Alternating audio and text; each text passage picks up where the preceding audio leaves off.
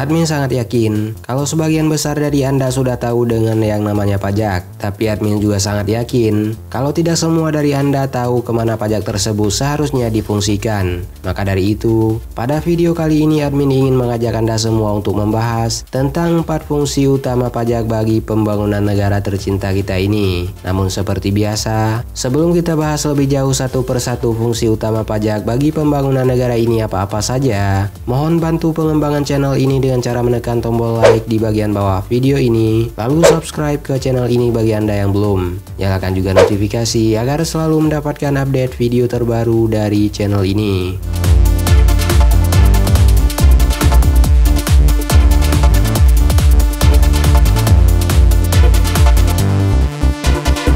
Jika sudah, berikut adalah 4 fungsi utama pajak bagi pembangunan negara.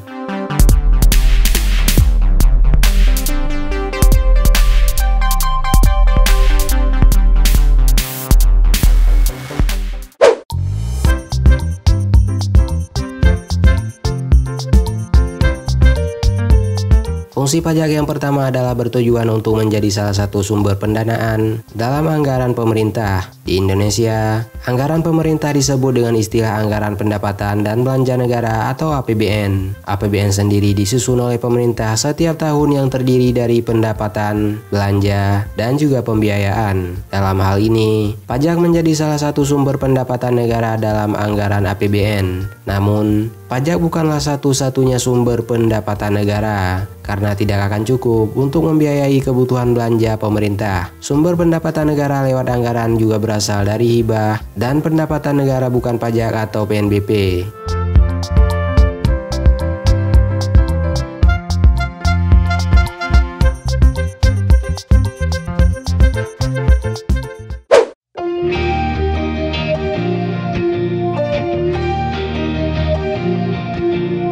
Fungsi mengatur pada pemungutan pajak, maksudnya pajak digunakan oleh pemerintah untuk mengatur ketertiban warga negara dalam pendanaan untuk membangun ekonomi negara. Dalam fungsi ini, pajak dimaksudkan sebagai objek yang mengatur individu dengan sifat memaksa agar memenuhi kewajibannya. Setiap individu atau perusahaan yang wajib membayar pajak disebut wajib pajak. Ada beberapa ketentuan yang menjadikan seseorang masuk ke dalam kategori wajib pajak, seperti WNI, berpenghasilan, dan lain sebagainya. Setiap wajib pajak, baik perorangan maupun badan usaha, berarti memiliki kewajiban untuk membayar pajak kepada pemerintah. Kewajiban ini adalah komitmen terhadap pembangunan negara yang menjadi tempat setiap orang mendapatkan keuntungan.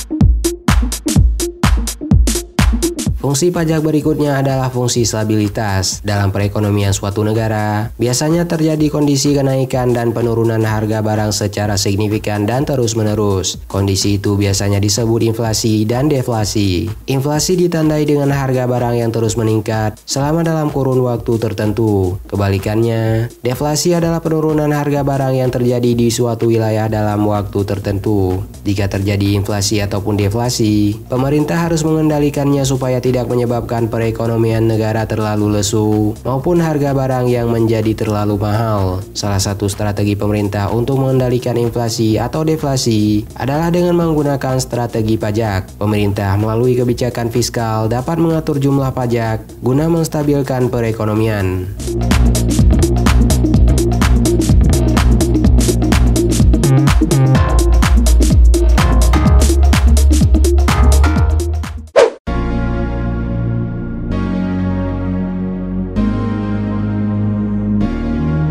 Fungsi redistribusi dari pajak berkaitan dengan usaha pemerintah dalam memperhatikan aspek sosial ekonomi masyarakat dengan melakukan redistribusi ekonomi. Redistribusi ekonomi bertujuan untuk menyejahterakan seluruh warga di suatu negara. Biasanya pemerintah akan mengutamakan penarikan pajak pada kelompok masyarakat dengan penghasilan yang besar, seperti pajak penghasilan ataupun pajak badan usaha. Sedangkan kelompok masyarakat dengan penghasilan yang rendah dan rentan biasanya akan diberikan pengampunan pajak. Kelompok-kelompok tersebut idealnya tidak akan banyak diwajibkan membayar pajak. Pajak yang diprioritaskan bagi kelompok masyarakat kaya, kemudian akan dikelola oleh pemerintah untuk pembangunan negara, termasuk pemberian bantuan kepada masyarakat rentan atau miskin.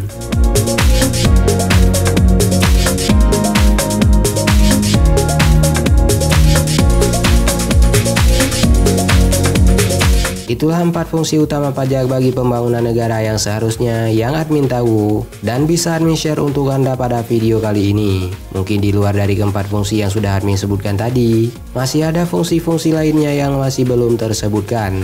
Maka dari itu, bagi Anda yang punya pendapat yang berbeda atau ingin menambahkan, silahkan tuliskan saja dengan bijak pada kolom komentar di bagian bawah video ini. Tonton juga video 4 rekomendasi tempat wisata di Pulau Nias, 4 kuliner khas Nias, 4 fakta menarik Pulau Nias, dan juga 4 HP 5G termurah di Indonesia di channel ini.